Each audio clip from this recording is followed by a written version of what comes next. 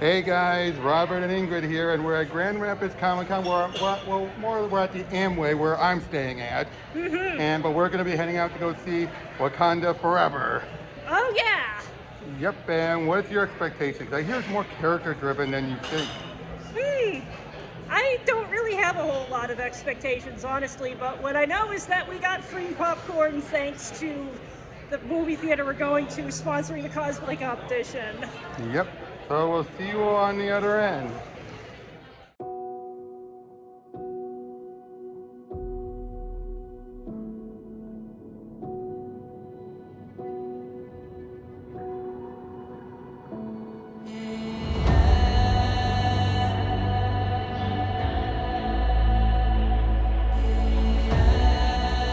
Only the most broken people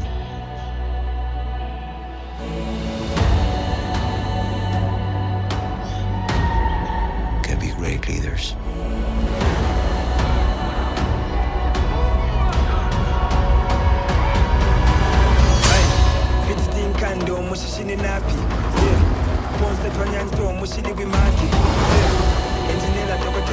His people did not call him general or king.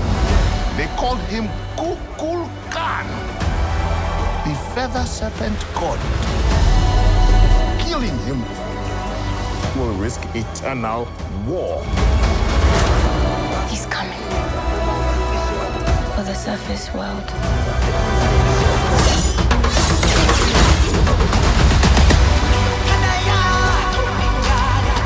We know what you whisper. They have lost their protector. Now is our time to strike.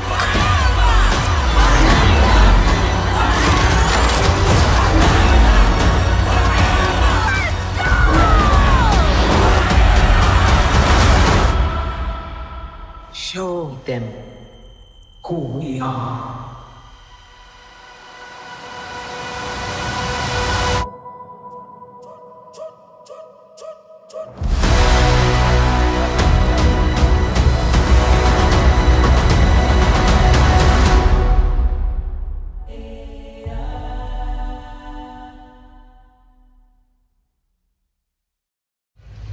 Hey guys, we just got out of the movie and, we got out a little bit ago, but Wow. best of Phase 4. Best of Phase 4. Not the best Marvel movie overall. But best of Phase 4, absolutely. If at the very least tied to No Way Home at least. For its own reason, but this was such a strong character piece. It really was. We both cried at some point during this. Especially near the end. This was Shuri's movie, and they could not recast her. You needed someone who was just as important before. You could not just pull a War Machine and recast him in his second appearance. You couldn't. This will be a spoiler-filled review, so obviously T'Challa dies at the beginning. But Shuri was convinced if she was able to synthesize a new heart-shaped plant, it could have saved him. But much like Chadwick himself, T'Challa waited until it was almost too late. And then she wasn't even there for him when he died. Yeah. It was just, she really wanted to save her brother. And she was willing to use the person that would have killed him, instantly. Remember that? At the beginning, he said, the robot AI said, this has a chance of making it worse. Yeah. And then the fact that he didn't even tell her, that, like, what is my brother's heart rate? Oh gosh. And then we skip a year later, and it turns out much like what you would expect happened, with T'Challa gone and everything, his opening out, trade bites them at Wakanda in the ass. Why? Everyone wants vibranium. And to the point where the Queen said, "We are not protecting you from the vibranium. We're protecting the vibranium from you." And it's true. They even have it be where a bunch of soldiers that tried taking, they brought them right before the UN. I'm saying, we're returning them to you. Yeah, it was definitely a real mic drop speech scene. Now this sets up a subplot that goes nowhere, unfortunately. Because you have the Contessa Vanessa show up from, she's been in stuff like Winter Soldier, Falcon and Winter Soldier, and Black Widow. But this is where we find out about it. She's the head of the CIA, director of the CIA, and again, that plot goes nowhere, doesn't it? Unfortunately. So we'll just skip that. We basically, Ross, he's in contact with them, and then he gets arrested and then saved at the end. And we find out that Contessa just wants to make America the superpower. That's about it with that one, right? Yeah. But you start explaining a bit more. You know, what happened, you know, like what kicked everything off? Basically, somebody was using a vibranium detector that was literally built in the shed by a teenager. Riri Williams, who was way better handled here than the comics. They actually give her more of a better reason for wanting to be so smart and studying all of our tech. She was just that smart, and she just took a lot of opportunities. Unlike saying, I want to be repressed because, and that's what made a lot of people to become better. That's what happened in the comics. She literally wanted to be told she couldn't do anything in a time when black people like her were told, no, you can do stuff. That's stupid, isn't it? Yeah, the result of that is that the ship that's probing for it, that detects it, ends up getting attacked by a bunch of people from the sea that, as it turns out, is... There, in the comics it's Atlantis, but here it's called Terra-Og, or something like that. Led by Namor, or Namor. And they change a lot about him here, and yet they didn't. They changed the location. It's not Atlantis, but it's pretty much Atlantis. It is pretty much Atlantis. Except it's not a sunken city. It was a city that was created by people who also had vibranium. They have plants that did that, and they were dying from smallpox long ago. So they ate the plant, but unlike the heart-shaped plant, this one made them sea dwellers. But because his mother was pregnant with him, when she had it, it made him a mutant.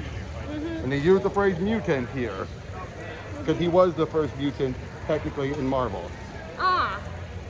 So, Namor, and so of course, he then approaches the Queen and Shuri, and now Shuri is still beating herself up over everything.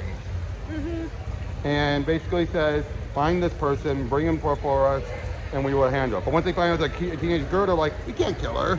It's like, he's just a kid, really. She didn't intend for any of this to happen. She's a girl who has had a little scheme going on, which she helps people improve their grades and everything.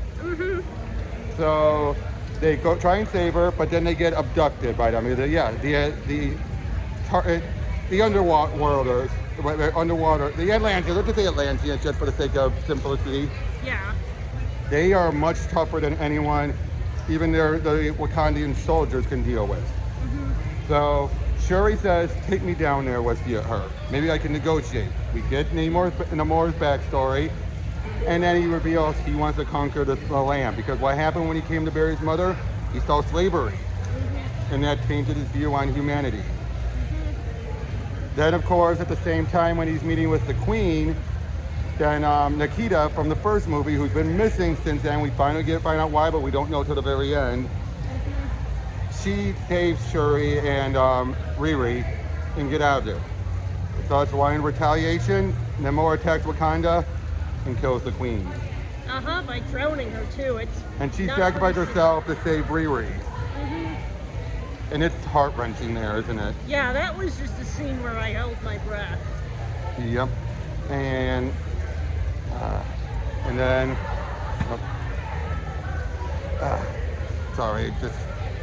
then Riri finally, Shuri realizes the plant was also made from vibranium-induced soil.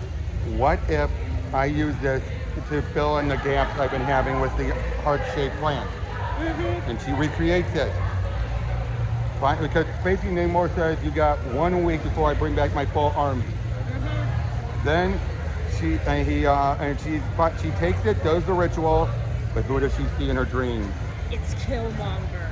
And he says, you never believed in this crap. You're like me in that regard. You want revenge. That's why you took this. Now, of course, she's still also upset that she didn't see her brother. She didn't see her mother. She didn't even see her father. She saw him, and that ticks her off too. But she is driven by revenge. So Riri makes her own armor. It looked good, but not great. And they realize Namor needs the water for his strength. He can survive, but he needs it for his strength. So it leads to a big final battle between the two nations. And, well, Shuri takes on Namor. They fight it out, but the Atlanteans are starting to win out. But she's letting her bloodlust get the better of her until she's ready to kill him. And that was an intense fight, wasn't it? That was a really intense fight. And then she realized, no, that's not going to stop it. And she then decides, okay, we will protect your waters.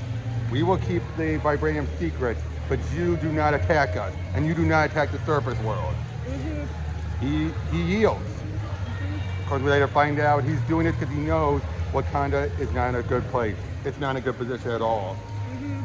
So he knows that they will be their own ally, and they will come to them for help, and probably use that to convince them we must take on the rest of the world. And Shuri, she decides to not take the throne. Instead, the one guy from the first movie, who has grown a lot since then, he's even tried to convince Shuri, don't kill him. You do that, it will lead to a forever war. Yeah. They're not seeing how much he's grown. He's taken the throne now. He's been given it. And Shuri goes to see Nakia, and we find out they had a son. T'Challa and Nakia had a son, also named T'Challa. You start explaining what you saw more about the movie.